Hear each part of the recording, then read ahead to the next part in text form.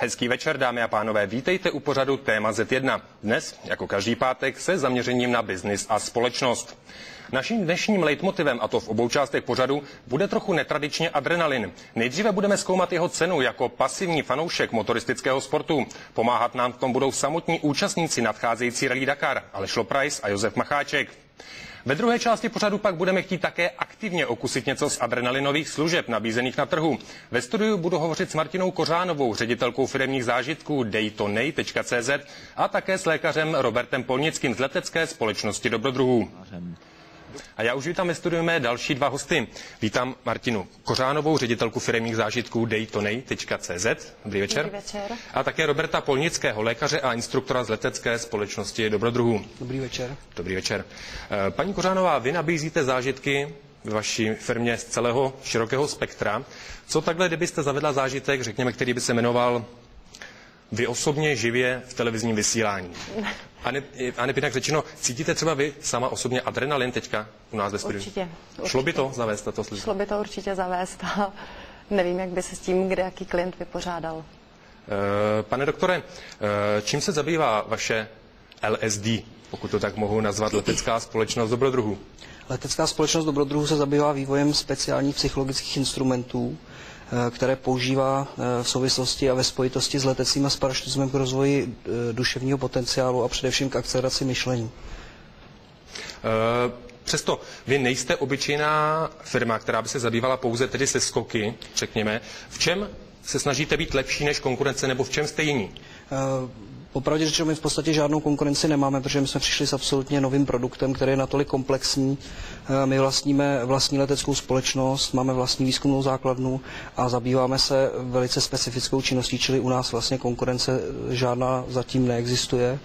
A skákání a tandemy a všechny možné činnosti spojené s letectvím jsou v podstatě okrajový u nás a letecká společnost Dobrodruhů se zabývá skutečně mimořádně pozitivním vlivem létání a parašutismu na lidskou psychiku.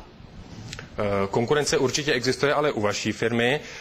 Zkuste popsat, o jaké zážitky je u vás největší zájem. U nás o největší zájem vlastně je z celého spektra širokého naší nabídky a to jsou zážitky jak adrenalinové, ale jsou to zážitky romantické, jsou to speciální, ulítlé, gurmánské, ale asi největší zájem je o ty zážitky adrenalinové. Můžete být konkrétní, tedy o jaké přesně adrenalinové zážitky je největší zájem? Největší zájem je asi z oblasti létání právě o paragliding, o tandemové seskoky, o lety stíhačkou, z oblasti automoto je to rally jezdcem na zkoušku, škola smyku a z těch speciálních zážitků je to například bagrování nebo jízda BVP, jízda tankem. Přesto jsme říkali, není létání jako létání v tomto případě mezi vámi dvěmi. Přesto otázka na oba dva. Stalo se vám někdy, že zákazník zaplatí za svoji službu a potom si rozmyslí? Je to možné u vás? U nás je to možné. U nás zákazník vzhledem k tomu, že klient vybírá dárek pro svého přítele, známého, kamaráda, sází na to, co se mu líbí, typuje si a chce mu udělat největší radost. Někdy se stane právě v oblasti adrenalinových zážitků, že obdarovaný se na daný zážitek necítí, nezvládne to, nenajde odvahu a stane se, že si ho chce vyměnit vlastně z našeho portfolia. Jak je tomu u vás, pane doktore? U nás to v podstatě možné není, protože v momentě, kdy se u nás odlepí kola od země, tak principem té metody, která má jak si toho člověka posunout dál v něčem, je to, že on jak si už potom nemůže říct ne.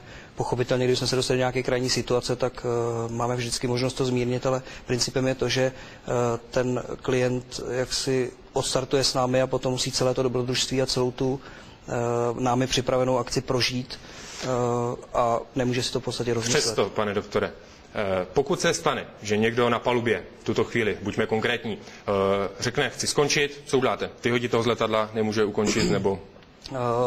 Pokud se bavíme o tom produktu, ve kterém ten klient skutečně letí na nějakou dobrodružnou výpravu nebo má nějaký cíl, tak on už je předem jaksi vybrán, informován o tom, co ho čeká a k nám se jakoby člověk, který by vůbec nevěděl, o co jde a náhodou se tam vyskytl a pak si to mohl rozmyslet, vlastně nedostane. Zkuste popsat konkrétně jeden takový váš například jak vy říkáte, dobrodružný výlet, je to tak správně? Je to jedna z možností, jak to formulovat. Nastoupíme do letadla, odletíme do nějakých hor, například do Alp, tam většinou vyskočíme nad těmi horami. Ti, kteří neumí skákat, tak skáčou s tandem pilotem, přistaneme, potom musíme ty hory přejít. Většinou někde přenocujeme v horách v nějakém srubu, tam se strašně opijeme, pak se ráno zase probudíme, z těch hor zase se stoupíme dolů, nastoupíme do letadla, letíme k moři. Neumím si představit, jak by si to někdo v půlce mohl rozmyslet. Paní Kořánová, jaká je cílová skupina vašich zákazníků? Jsou to muži, bohatí lidé, dobrodruzi? Jsou to muži, ženy vesměs v produktivním věku. Co se týká, jestli se ptáte na ty adrenalinové zážitky, konkrétně ano, myslíme teďka na ty konkrétní adrenalinové zážitky, tak bych asi tuto skupinu charakterizovala jako skupinu milující dobrodružství, zážitek a s touhou překonávat sám sebe. Máme dotaz diváka, který se ptá před tlumočím, jestli máte zákazníky, kteří chodí na neustále ten stejný typ zážitku. Je to vůbec možné? Většinou pokud klient, co se týká, většinou se vrací vlastně k tandemovým seskokům nebo k těmto adrenalinovým seskokům, většinou už se vrací, protože chce něco navíc, chce nějaký nový zážitek a pokud my ho v dané databázi nemáme, tak se snažíme pro něj zprostředkovat, ale většinou se obrací přímo na dodavatele. Zažívá to potom. Jak je tomu, pane doktore, u vás a jaká je vůbec cílová skupina těch vašich dobrodružných výletů, tedy protože ta cena je poměrně vysoká, jestli se nemýlím.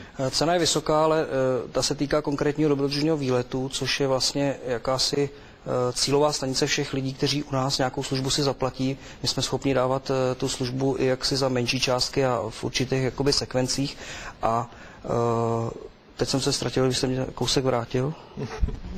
Ptal jsem se vás na to, jaká vlastně ta cílová skupina, jestli je neustále stejná u vás?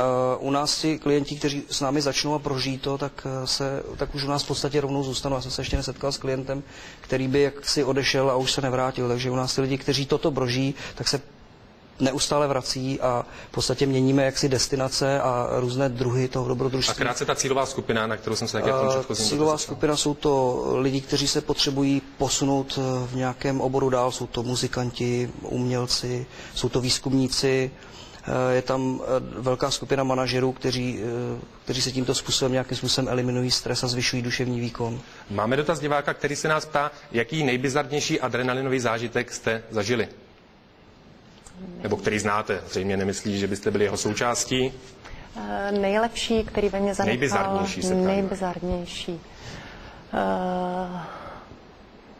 Na vlastní tělo asi hmyzí kuchyni.